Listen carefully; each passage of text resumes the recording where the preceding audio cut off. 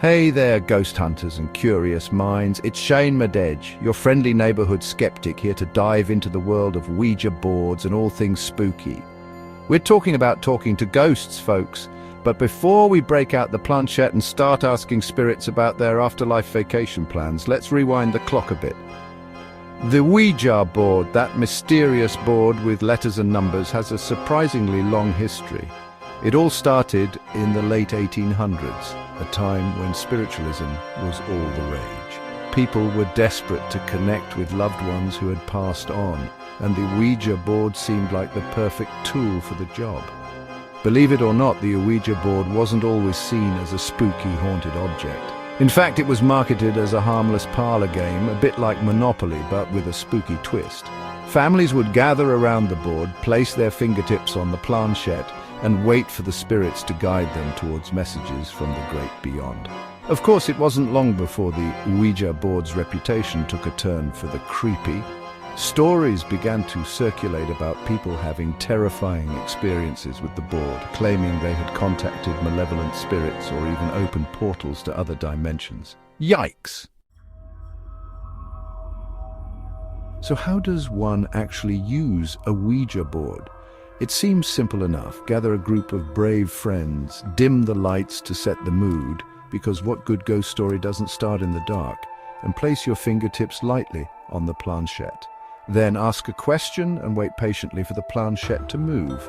The planchette is supposed to act as a conduit for the spirits, gliding across the board to spell out messages, answer questions, or even reveal secrets from beyond the grave. Sounds easy, right? But here's the million-dollar question. Should you actually use a Ouija board? That's where things get a little tricky. Some people believe that using a Ouija board is like opening a door to the spirit world, a door that you might not be able to close. They argue that you never know who or what you might contact, and some spirits might not be too friendly. Others dismiss the Ouija board as nothing more than a harmless game, claiming that the planchette moves because of something called the ideomotor effect. That basically means that our bodies sometimes move without us consciously realizing it. The Ouija board might be the most famous tool for talking to spirits, but it's far from the only one. Over the centuries, people have used all sorts of methods to try to communicate with the dead and unlock the mysteries of the universe. Take spirit boxes, for example. These devices rapidly scan radio frequencies, picking up snippets of voices and sounds that some believe are messages from spirits trying to make contact. It's like tuning into a ghostly radio station. Then there are pendulums, simple tools consisting of a weight on a string or chain. By holding the pendulum steady and asking questions, believers say that the pendulum swing can reveal answers, hidden truths, or even the sex of an unborn baby. And let's not forget about tarot cards, runes, and other forms of divination that have been used for centuries to gain insight into the past, present, and future. These tools often rely on symbolism and interpretation to reveal hidden meanings and offer guidance. The world is full of spooky stories and legends about people who have used these tools to make contact with the spirit world. Some of these stories are genuinely chilling, sending shivers down your spine and making you wonder if there's more to this whole ghost hunting thing than meets the eye. One famous story involves the Enfield poltergeist, a case from the 1970s in which two young sisters in England claimed to be terrorized by a mischievous and sometimes malevolent spirit. Investigators used Ouija boards and other methods to try to communicate with the entity, and the case remains one of the most well-documented and debated paranormal investigations in history. Another famous case involves the Queen Mary ocean liner, a supposedly haunted ship docked in Long Beach, California. Over the years, there have been countless reports of strange noises, unexplained apparitions, and even ghostly figures spotted on the ship's security cameras.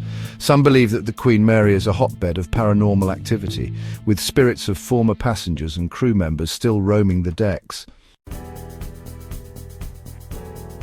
Section 5. Ghost hunting goes viral. YouTubers and the Ouija board craze.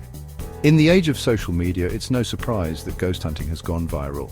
YouTubers and paranormal investigators are using Ouija boards, spirit boxes, and other tools to try to capture evidence of the supernatural on camera and share it with the world. Some YouTubers have gained massive followings by documenting their spooky adventures. often visiting supposedly haunted locations, conducting seances, and even attempting to summon spirits. These videos can be entertaining, terrifying, and everything in between. But the question remains, are these YouTubers actually contacting spirits, or are they simply putting on a good show for the views? It's easy to be skeptical, especially when you consider that editing and special effects can go a long way in making things appear more believable on camera. Speaking of spooky stories, let's not forget about urban legends. These tales, passed down through generations, often involve ghosts, monsters, or supernatural occurrences. Many of them are centered around rituals or dares, like summoning Bloody Mary in the bathroom mirror or chanting a certain phrase to attract the attention of the Hookman.